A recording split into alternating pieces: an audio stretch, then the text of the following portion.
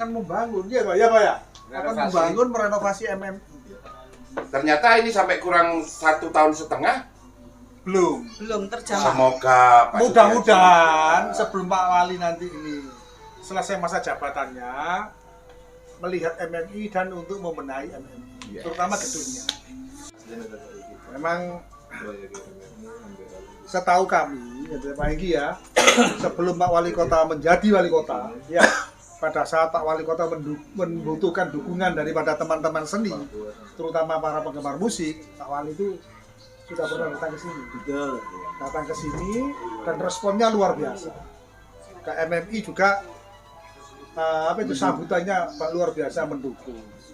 Dan alhamdulillah kita dapat tempat ini yang gitu Pak ya. Iya betul. Dan Pak Wali waktu itu sempat menjanjikan ya, untuk memperbaiki gedung ini dan menata akustik yang ada di bawah. Seingat saya seperti itu Pak Igi ya. Iya betul. Mudah-mudahan Pak Wali ingat ya. Ya insya Allah.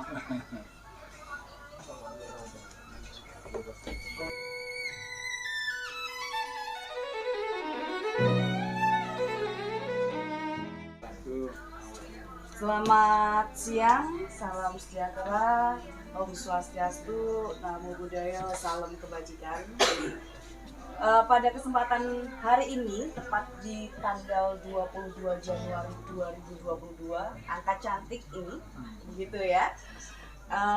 Alhamdulillah kita berada di Museum Musik Indonesia. Saya Oktarika, kebetulan saya sangat concern dengan musik yang ada di Malang karena secara saya di Malang memulainya dari sebagai seorang MC dengan skena musik yang ada di Malang. Jadi saya termasuk yang lumayan mengikuti perkembangan musik yang ada di Malang dan saya sangat concern itu. Cuman memang baru kesempatannya baru kali ini Pak Hengki saya mampir ke sini. Saya bisa dolan masuk langsung ke sini. Terima kasih kesempatannya. Di kesempatan yang luar biasa juga ini peresmian panel musik ya. Konon katanya bocorannya itu adalah berhubungan dengan peta musik budaya Indonesia. Begitu. Insya Allah. Oke. Lebih jelasnya Pak Hengki Herwanto. Monggo Bapak. Ya, terima kasih Mas Ipung atau lengkapnya Mas Eko Hadi Purnomo. Kebetulan beliau adalah penasihat hukum MMI dan sekaligus wakil kita di Dewan Perwakilan Rakyat Kota Malang. Jadi aspirasi teman-teman budaya atau seniman bisa disalurkan melalui beliau untuk bisa diwujudkan dalam program-program untuk pemajuan kebudayaan di Kota Malang. Terima kasih juga Mbak Okta, teman-teman jurnalis yang sudah berkenan hadir memenuhi undangan kami.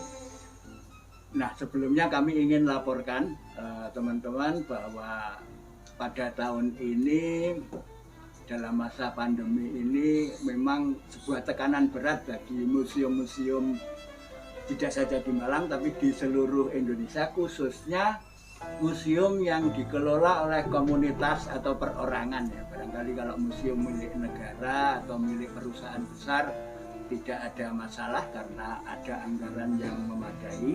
Tetapi bagi museum-museum komunitas atau perorangan yang kecil ini merupakan tekanan berat karena museum seringkali tutup menghindari dampak dari masa pandemi ini. Dan beruntung selama 2 tahun masa pandemi ini kami bersyukur masih bisa survive kami datang dari program-program yang kami ajukan kepada lembaga-lembaga yang concern kepada kebudayaan. Salah satunya adalah program pendokumentasian musik tradisi Nusantara, musik tradisi dari Aceh sampai dengan Papua. Ada 100 album yang kita dokumentasikan dan program dokumentasi ini dibantu oleh UNESCO melalui program MOCAP.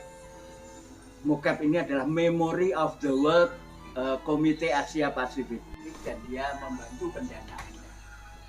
Alhamdulillah proposal yang dikirimkan oleh MMI diterima bersama 6 atau 5 negara lainnya, dan dari Indonesia ada 3 proposal yang diterima. Selain MMI ada dari Padepokan Bagong Kusudiarjo dari Yogyakarta, kemudian ada dari komunitas tradisi Lesan.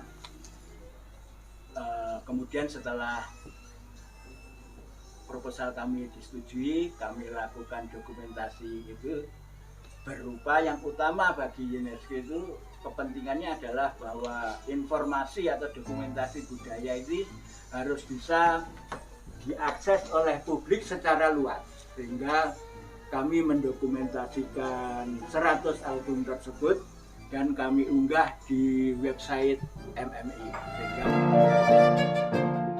lewat musik ini adalah merupakan upaya pelestarian nilai-nilai budaya yang ada di nenek moyang kita, yang ada di warisan leluhur kita.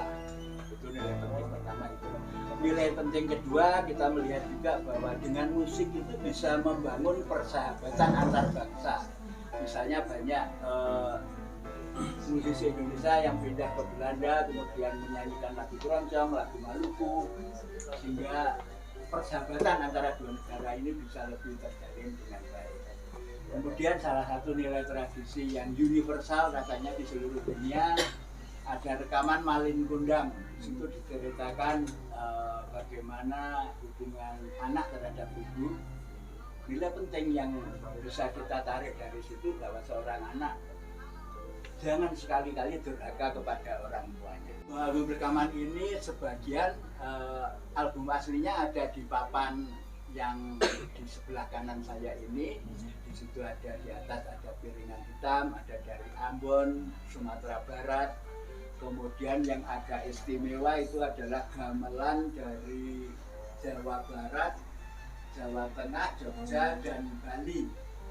Gamelan tersebut dipertunjukkan atau dipergelarkan di Chandra Wilwatikta Pandaan tahun 1971 dalam acara Festival Ramayana Internasional. Saya kira ini juga sebuah koleksi langka yang kita coba pelihara dan simpan di Museum Musik Indonesia. Ini bisa terus kita lakukan dan mendapat dukungan dari masyarakat. Dan apa yang kami lakukan ini coba kami tuangkan dalam panel ini, Pak Eko dan juga teman-teman yang lain. Mungkin nanti kami mohon Pak Eko berkenan bisa membuka tabir panel ini dan memberikan kata sambutan untuk menambah semangat kita bersama untuk memajukan kebudayaan di Kota Malang, khususnya di Indonesia pada umumnya. Budaya Indonesia, Pak Hengki ya. Lebih kurang. Pelestarian pun juga sebenarnya juga butuh untuk dipublikasikan agar anak-anak yang sekarang pun juga lebih mengenal lagi lagu budaya Indonesia aslinya yang bagaimana dari Aceh sampai Papua, karena memang banyak sekali ya lagu daerah kan memang banyak sekali. Kayak Malin Kundang nih saya juga baru tahu kalau ada dalam bentuk piringan hitamnya, karena Malin Kundang kan cerita rakyat yang saya kenal dari saya kecil. Kita semua tahu bahwa cerita tentang antara ibu dan anak seperti yang Pak Hengki bilang tadi.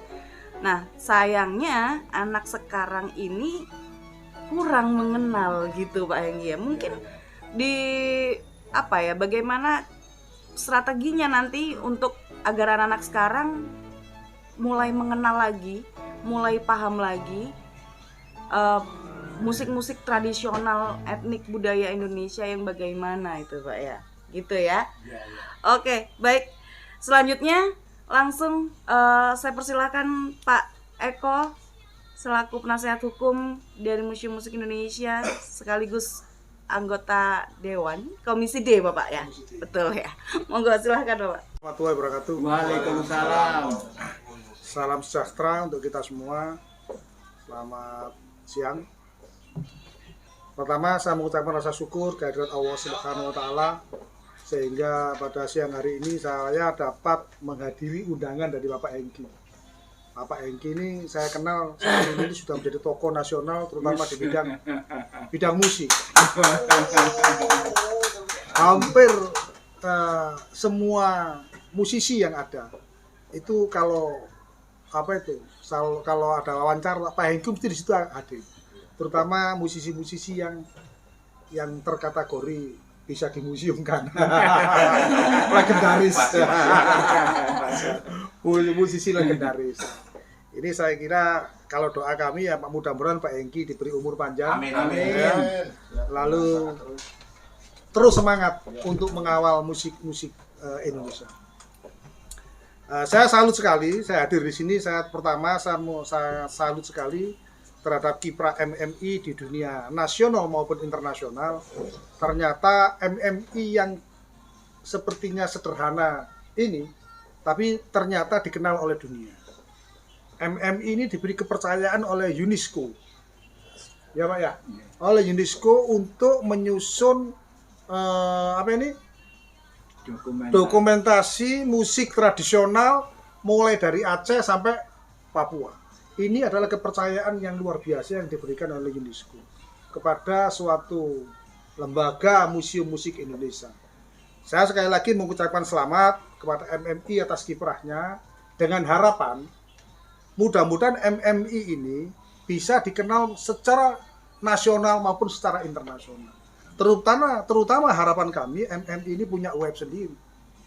Sehingga apa? Orang membuka MMI, Museum Musik Indonesia, sudah tahu apa di sana, ada apa saja di sana. Koleksinya apa, lalu lagu-lagu yang diputar apa saja. Lalu pekerjaannya yang dia kerjakan itu apa. Harapan saya seperti itu di yang akan datang. Nah, mudah-mudahan pemerintah daerah setempat di sini juga ikut memikirkan, ikut peduli terhadap MMI ini. Karena apa? Karena MMI ini selain berada di Kota Malang, juga menjadi tujuan wisata Kota Malang. Nah, ini ada nilai plusnya. Mudah-mudahan nilai plus ini oleh pemerintahan Kota Malang ditangkap dengan baik sehingga ikut memikirkan bagaimana MM ini bisa menjadi besar. Itu mungkin dari kami dalam hal pembukaan apa ini namanya panel baru ini. Saya harapan dan sambutan kami seperti itu. Sekali lagi selamat untuk MMI. Semoga MMI kedepannya bisa dikenal baik seluruh Indonesia maupun seluruh dunia. Lalu generasi muda bisa cinta terhadap musik Indonesia. Terima kasih. Sekian. Assalamualaikum warahmatullahi wabarakatuh. Waalaikumsalam. Baru Museum Musik Indonesia. Monggo silahkan Pak Eko, Pak Mbak, yang seru Mbak. Di video Mbak.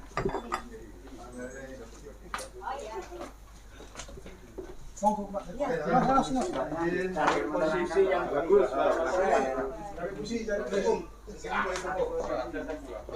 Mbak, jangan yang ini. Baik sini lagi. Sini lagi. Oh, sini. Nanti jangan dari mana? Dipegang apa langsung dilepas? Oke. Pak anu Pak. Asik. Jangan bersuara. Sudah? Baik. Monggo silahkan Pak Eko dan Pak Hengki untuk meresmikan panel baru Museum Musik Indonesia. Dengan mengucap bismillahirrahmanirrahim, mudah-mudahan panel ini bisa mengilhami seluruh kerja MMI untuk menangkap program-program kita. Bismillahirrahmanirrahim. Bismillahirrahmanirrahim. Luar biasa.